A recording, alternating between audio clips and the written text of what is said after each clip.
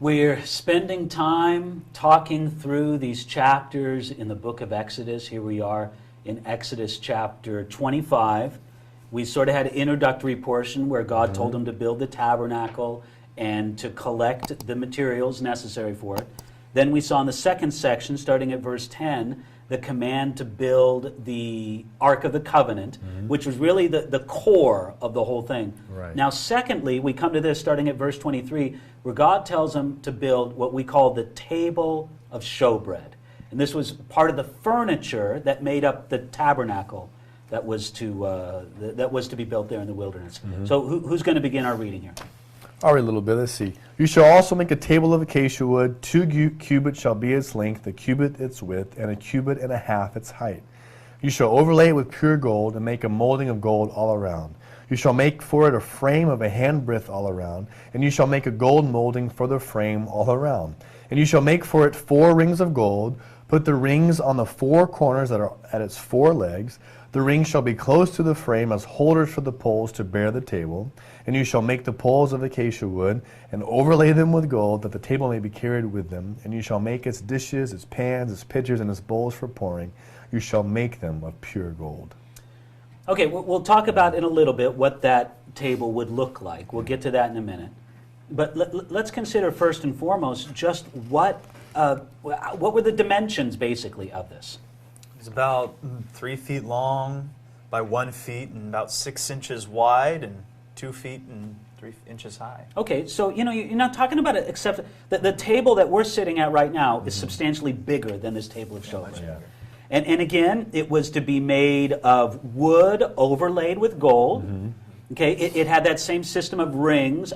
We could show the graphic for people to show them just what it looked like. It had this system of rings and poles so that people wouldn't grab onto the table directly. And then, it was to be there in the tabernacle.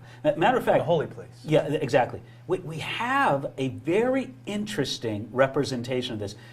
These models that we show people, these graphics, obviously they're not photographs. Were you guys aware of that? Well, I thought maybe Moses had like his iPhone. No, they're not photographs from back then. They're obviously models based on the description. Okay. But it's unique with the Table of Showbread. We have a actual ancient representation of it from the Arch of Titus.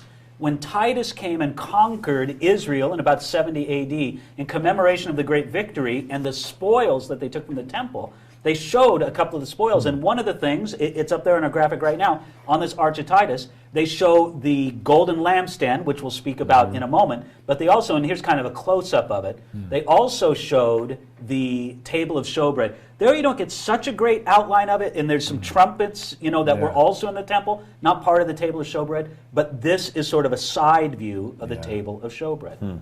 Okay, so there it is, you build it, you got this table, but what's on the table? I think if you go back to verse 30, you'll see something about what's on the table. It says, you shall make its dishes, its pans, its pitchers, and No. bowls for pouring. That one? We got a little bit. Verse 30 right there. Did I say 30? A little further. Okay. And you shall set the showbread on the table before me always. Okay, this is why we call it the Table of Showbread. This was a table that you put bread on. But what is showbread? Listen, I know what pita bread is. I know what Hawaiian bread is. I know what wheat bread is. What's showbread? It's award-winning bread. Yeah, that's right. Best in the show. Best in show. No, Right. That's blue ribbon bread. Okay. Blue ribbon That's pretty bread. funny though. Yeah, it could be. Okay, good.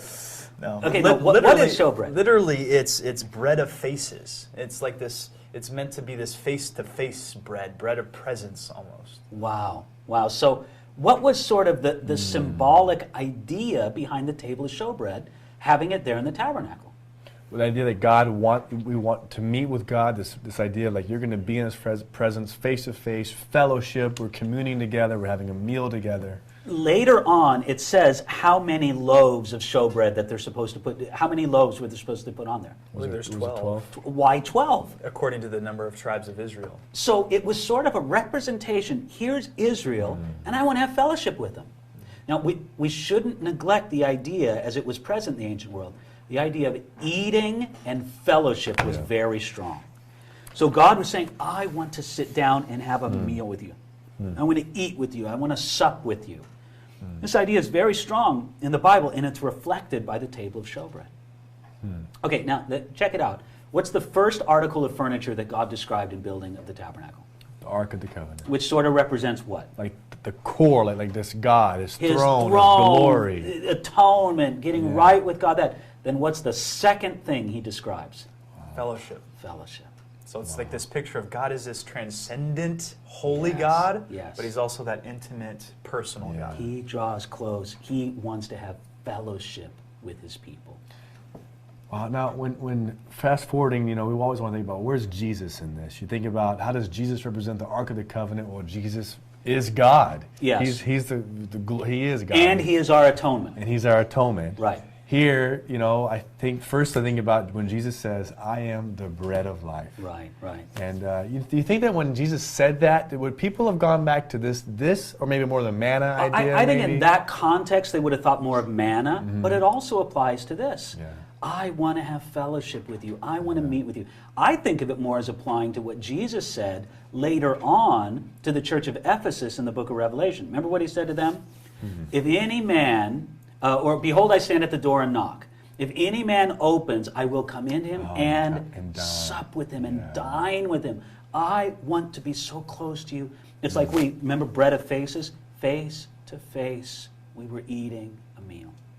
That's why the table of showbread was in there. Now, if you were to take the top off the tabernacle, and we're going to discuss kind of more what the structure of the tent itself was like later, but if you were to take the top of the tabernacle off and look down upon it, we got a visual for this, you would see the table of showbread there on the right with the bread there. You'd sort of walk down, or a priest, you or I wouldn't walk in there, but a priest would. Right.